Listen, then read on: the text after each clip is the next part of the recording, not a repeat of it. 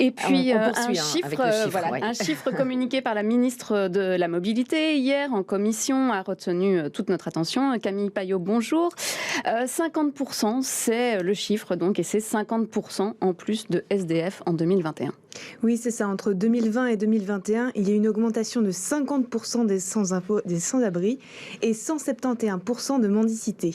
Et à cause de l'hiver, ces personnes recherchent surtout de la chaleur, en particulier le soir. Et les stations de métro ou de la STIB sont des lieux faciles d'accès pour ces personnes vivant dans une extrême pauvreté. Mais pour revenir à ces chiffres, ces pourcentages relativement importants, la STIB précise que ces augmentations du nombre de sans-abri et de la mendicité n'est pas propre à leur secteur, mais correspond à une augmentation plutôt générale sur l'ensemble de la région. Et d'ailleurs, ces chiffres ne cessent de croître depuis 10 ans déjà. Mais justement, Camille, on se demande pourquoi cette augmentation. Et donc parmi ces sans-abri, on retrouve énormément de personnes en situation de migration ou même sans papier. Et dans leur situation, sans titre de séjour, avoir un accès à un logement est extrêmement difficile. On se rappelle en décembre dernier, devant le centre d'accueil du Petit Château, près de 200 hommes attendaient nuit et jour dans le froid, avec l'espoir d'introduire une demande d'asile pour enfin avoir une place dans un centre au chaud. Mais en attendant, les stations de la STIB sont plutôt un système D afin d'avoir un peu de chaleur. Mais alors, comment est-ce qu'elle gère cette situation, la STIB?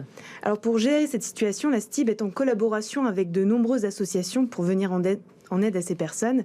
Nous avons contacté Cindy Arène, porte-parole de la STIB. On l'écoute. On a notre personnel, bien entendu, en station, et c'est pour ça qu'il y a une collaboration entre notre personnel et les associations, parce que voilà, notre personnel est formé à réagir avec les voyageurs, à accompagner les voyageurs, mais également à avoir un contact avec les personnes sans abri qui viennent s'abriter effectivement dans nos stations.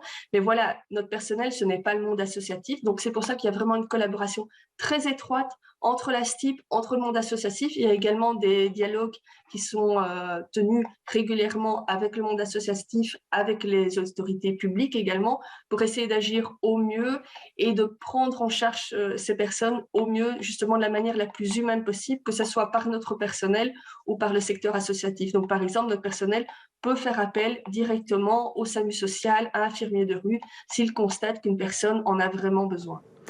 Merci beaucoup en tout cas Camille Paillot pour toutes ces précisions.